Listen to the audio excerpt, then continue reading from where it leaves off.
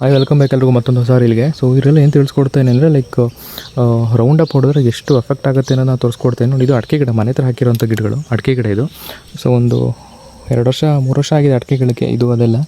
So ಅಪ್ಪ ಏನು ಮಾಡಿದ್ರು, ಇಲ್ಲಿ ಹೂವಿನ ಗಿಡಗಳಿದೆ, ಡೇರೆ ಹೂವಿನ ಗಿಡಗಳೆಲ್ಲ ಇದೆ, ಕಾಣ್ತಾ ಇದೆಯಲ್ಲ. ಸೊ ಇಲ್ಲಿ ಹೂ ಕೊಯ್ಯೋಕೆ ಕಷ್ಟ ಅಂತ ಹೇಳ್ಬಿಟ್ಟು ಇಲ್ಲಿ ರೌಂಡ್ ಅಪ್ ಹೊಡೆದ್ರು ಇದ್ರ ಸುತ್ತಮುತ್ತ. ಸೊ ನೋಡಿ, ಇಲ್ಲೊಂದು ಡೇರೆ ಹೂವಿನ ಗಿಡ ಇದೆ, ಇದು ರೌಂಡ್ ಅಪ್ ಹೊಡೆದು ಆಗಿರೋಂಥದ್ದು. ನೋಡ್ಬೋದು ಇಲ್ಲಿ ನೀವು. ಬಾಕಿ ಗಿಡಗಳೆಲ್ಲ ಚೆನ್ನಾಗಿದೆ ನೋಡಿ, ಅದು ಈ ಕಡೆ ಎಲ್ಲ ಚೆನ್ನಾಗಿದೆ, ಹೂ ಕೂಡ ಬಿಟ್ಟಿದೆ ಗಿಡಗಳು. ಬಟ್ ಇದ್ರ ಬುಡದ ಹತ್ರಕ್ಕೆ ರೌಂಡ್ ಅಪ್ ಬಿದ್ದಿದ್ದರಿಂದ ಸೊ ಗಿಡ ನೋಡಿ ಯಾವ ಥರ ಆಗಿದೆ. ಸೊ ಏನಕ್ಕೆ ಅಂದರೆ ಇದು ಗೆಡ್ಡೆ ಇರೋದ್ರಿಂದ, ಸೊ ಮೇಲ್ಗಡೆನೇ ಇರೋದ್ರಿಂದ ಸೊ ತುಂಬ ಬೇಗ ಅಬ್ಸರ್ವ್ ಆಗುತ್ತೆ ಇದು ರೌಂಡ್ ಅಪ್ಪು. ನೋಡಿ, ಎಲ್ಲ ಒಂಥರ ತುದಿ ಚಿಗುರೆಲ್ಲ ನಿಮಗೆ ಫುಲ್ ಕಂಪ್ಲೀಟಾಗಿ ಕಾಣುತ್ತೆ. ಯಾವ ಥರ ಆಗಿದೆ ನೋಡಿ. ಈ ಕಾಫಿ ಗಿಡದಲ್ಲೂ ಹಿಂಗೆ ಆಗುತ್ತೆ. ಅಕಸ್ಮಾತ್ ಮಿಸ್ ಆಗಿ ರೌಂಡ್ ಅಪ್ ಬಿದ್ದರೆ ಚಿಕ್ಕ ಎಲೆಗಳಿಗೆ ಈ ಥರ ಕಿರೆ ಎಲೆ ಆಗುತ್ತೆ, ಚಿಕ್ಕ ಎಲೆ ಆಗುತ್ತೆ. ಸೊ ಗ್ರೋತ್ ಇರೋಲ್ಲ ಗಿಡದ್ದು. ಸೊ ಈ ಗಿಡ ಈ ವರ್ಷ ಸತ್ತೋಗುತ್ತೆ, ಹೂ ಬಿಡಲ್ಲ ನಿಮಗೆ. ಸೊ ಅದೊಂದೇ ಗಿಡ ಅಂತ ನೋಡಿ, ಈ ಗಿಡಕ್ಕೂ ಹಾಗೆ ಎಫೆಕ್ಟ್ ಆಗಿದೆ ನೋಡಿ. ಈ ಗಿಡದ್ದು ನೋಡಿ ಕಾಣ್ತಾ ಇಲ್ಲ ನೋಡಿ, ಈ ಟೈಮಲ್ಲೆಲ್ಲ ಹೂ ಬರಬೇಕು ಗಿಡ ಇದು ನೋಡಿ. ಎಲ್ಲ ಮೊಗ್ಗಲೆ ಒಂಥರ ಚಿಕ್ಕ ಎಲೆ ಆಗಿ ಉದುರೋಗ್ತಾ ಇದೆ, ಕಾಣ್ತಾ ಇದೆಯಲ್ಲ ನೋಡಿ. ರೌಂಡ್ ಅಪ್ಪು ನೋಡಿ ಎಷ್ಟು ಎಫೆಕ್ಟ್ ಆಗುತ್ತೆ. ಸೊ ಇದು ಮೇಲ್ಗಡೆ ಬೇರೆ ಗೆಡ್ಡೆ ಇರುವಂಥ ಗಿಡ ಆಗಿರೋದ್ರಿಂದ ಸೊ ಬೇಗ ಅಬ್ಸರ್ವ್ ಆಗುತ್ತೆ.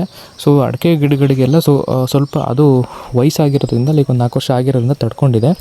ಸೊ ಅಡಿಕೆ ಗಿಡ ಚಿಕ್ಕ ಗಿಡಗಳಿಗೆ ರೌಂಡ್ ಅಪ್ನ ಯಾವುದೇ ಕಾರಣಕ್ಕೂ ಸ್ಪ್ರೇ ಹೊಡಿಬಿಡಿ, ವೀಡಿಂಗ್ ಮಾಡಿಸಿ. ಬಟ್ ಚಿಕ್ಕ ಗಿಡ 1 ವರ್ಷದ್ದು 6 ತಿಂಗಳದ್ದು ಈ ಥರ ಗಿಡಗಳಿಗೆ, ಅಡಿಕೆ ಗಿಡಕ್ಕೆ ರೌಂಡ್ ಅಪ್ ಹೊಡೆದ್ರೆ ಬೆಳವಣಿಗೆ ನಿಜವಾಗ್ಲೂ ಕುಂಠಿತಾಗುತ್ತೆ.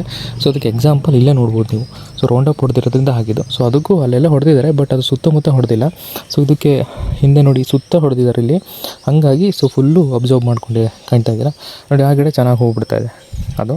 ಸೊ ಈ ದೊಡ್ಡ ಗಿಡ ಆಗಿರೋದ್ರಿಂದ ಅಡಿಕೆ ಗಿಡ ಏನೂ ತೊಂದರೆ ಆಗಿಲ್ಲ. ಸೊ ಆ ಕಡೆದು ಕೂಡ ಅಷ್ಟೇ.